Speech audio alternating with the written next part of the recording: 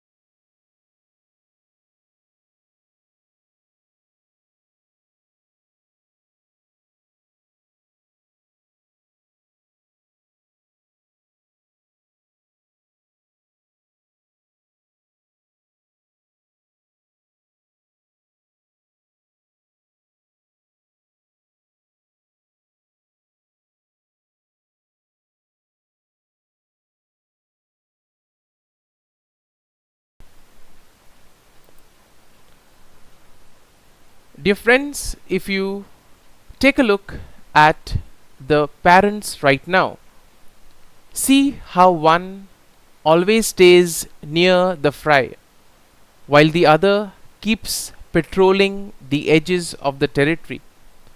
Now, this is in a way teamwork at its best. One parent plays the role of the bodyguard, warding away intruders, while the other is like the nanny, making sure that the fry don't stray too far. And notice how sometimes they gently nudge the fry back into the group. That's their way of saying, stay close, it's not safe out there. And this is both parenting with love and discipline. Now, watch the fry themselves. At 1 week old, they are already learnt the safety in numbers trick. And therefore, when you see them in large numbers like this clustered together, it's called a school. Now, they move as a tight school, darting and swarming together. Now, this is instinctive and this is a defense mechanism. If a predator did come close, it's harder to pick out just one fry when they are moving as a group.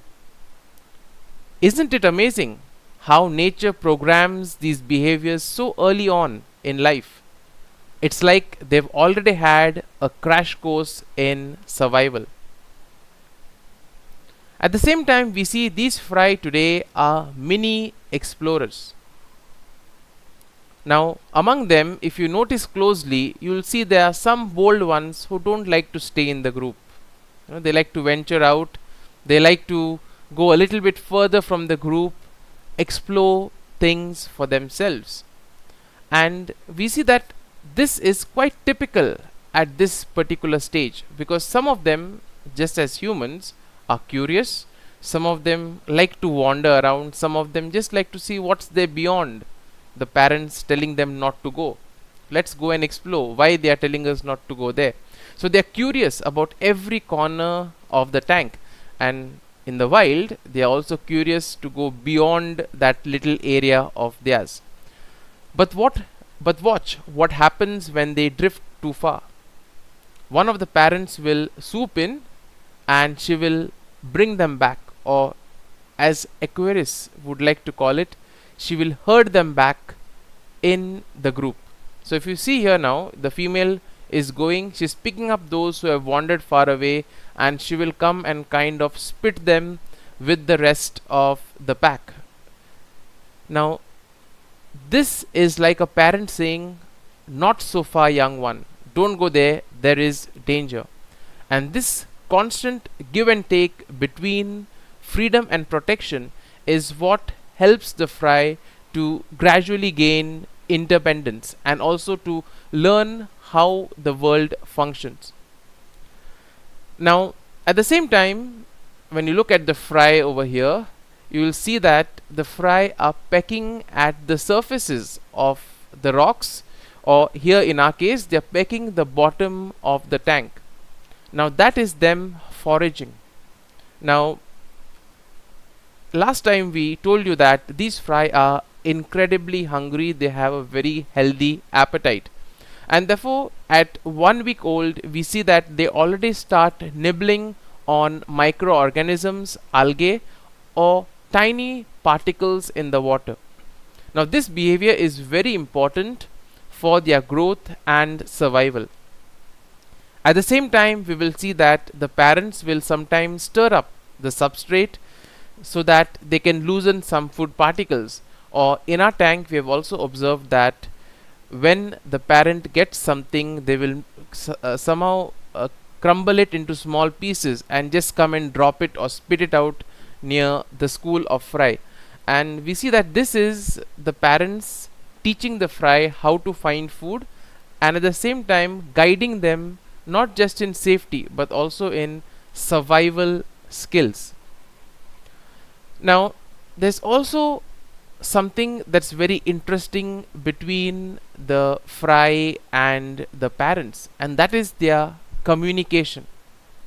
Now, this is something that is very subtle and yet beautiful.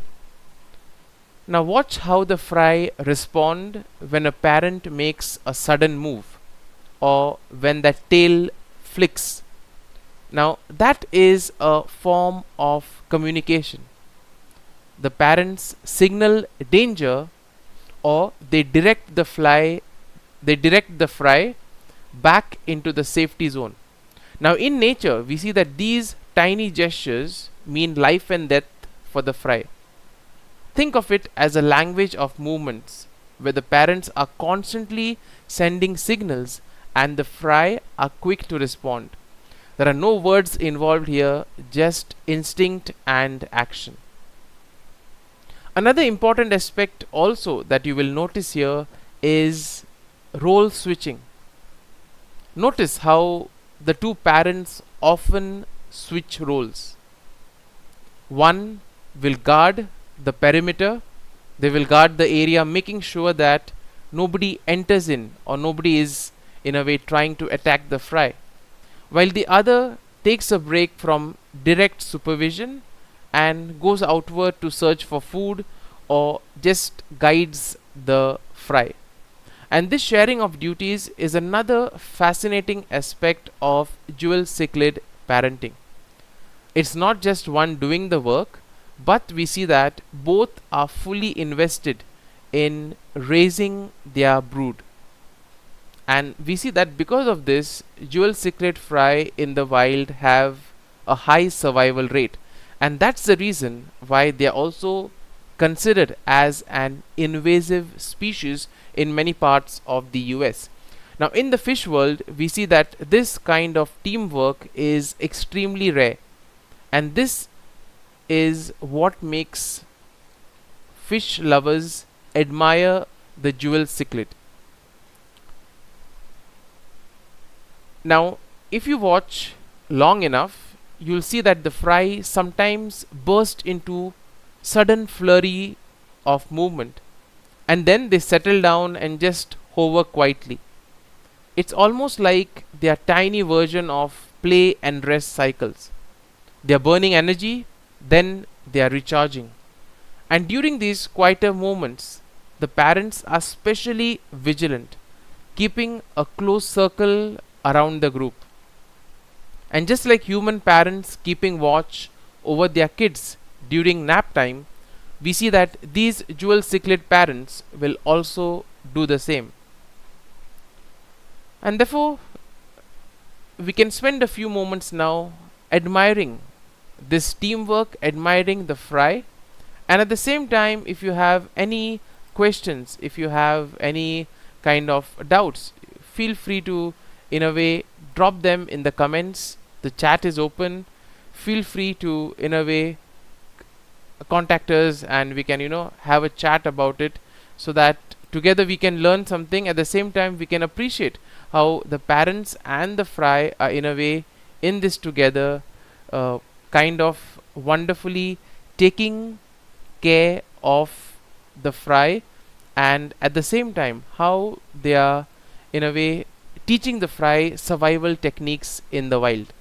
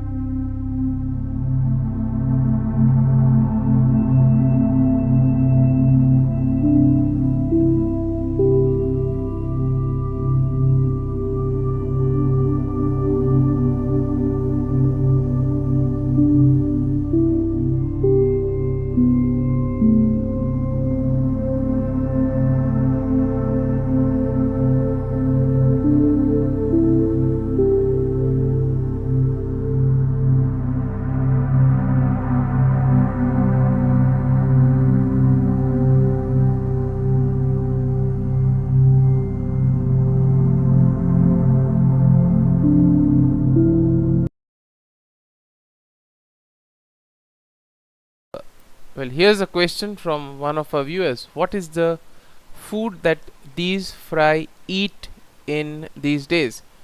What we do is we generally make uh, powder of the normal fish food that we feed the parents. For example, the pellets, we crush them into fine powder and we put them in the aquarium along with the pellets for the parents. So both we put at the same time so that they also learn by association.